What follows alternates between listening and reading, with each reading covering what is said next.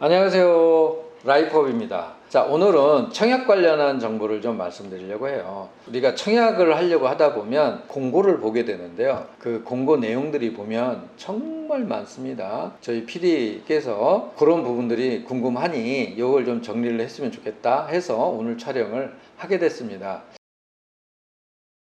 PD님 궁금하다고 그랬죠? 네, 저번에 모집 공고를 보니까 숫자도 너무 많고 글씨도 너무 많고 음. 빽빽하더라고요. 그렇죠. 그래서 어떤 걸 위주로 어떤 걸 중점으로 봐야 되는지 알려주시면 감사하겠습니다. 글씨를 보면 공고문 보면 깨알 같은 글씨로 엄청난 분량이 나오긴 해요. 하나하나 말씀을 드려보도록 하겠습니다. 자, 우선 분양가를 확인하면 좋을 것 같아요. 같은 면적이라도 타입이나 또 층수에 따라서 분양가격이 다르거든요. 가격이 어떻게 형성이 되어 있는지 공고문을 보면서 확인하시면 좋을 것 같아요.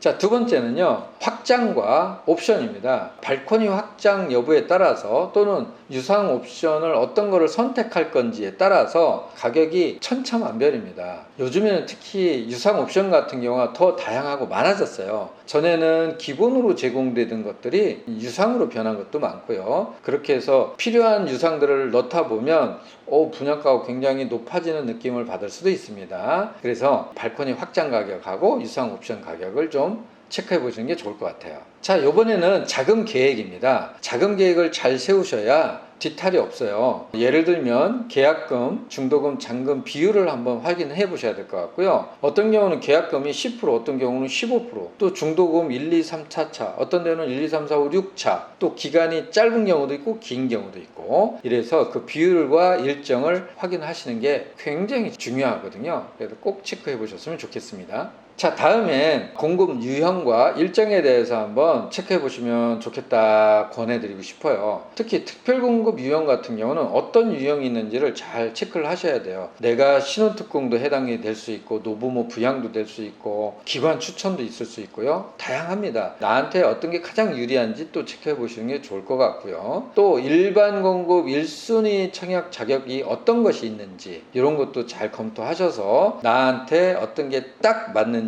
경쟁력이 우월한지 잘 사전 검토하시는 게 중요할 것 같습니다.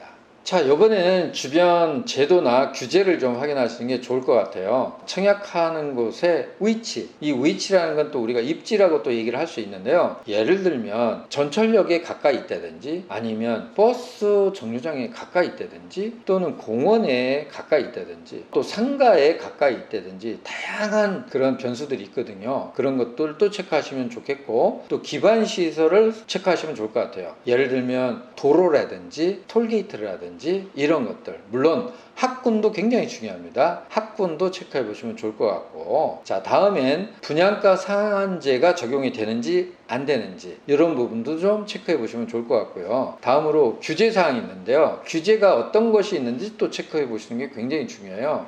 예를 들면 재당첨 제한이 있는지, 또는 전매 제한이 있는지, 전매 제한이 있다면 또 몇 년이 있는지, 또는 등기를 치면 전매 제한이 해당이 안 되는 시기가 도래하는지, 또 거주 의무가 있는지, 의무가 있다면 또 몇 년 거주해야 되는지, 이런 것들 굉장히 중요하잖아요. 그런 부분들을 공고문에서 꼼꼼하게 보시면 좋을 것 같습니다. 자, 지금까지 부동산 전문 유튜브 채널 라이프업이었고요. 구독과 좋아요가 큰 힘이 됩니다. 많은 시청을 부탁드리고요. 앞으로 더 좋은 자료로 찾아뵙도록 노력하겠습니다. 감사합니다.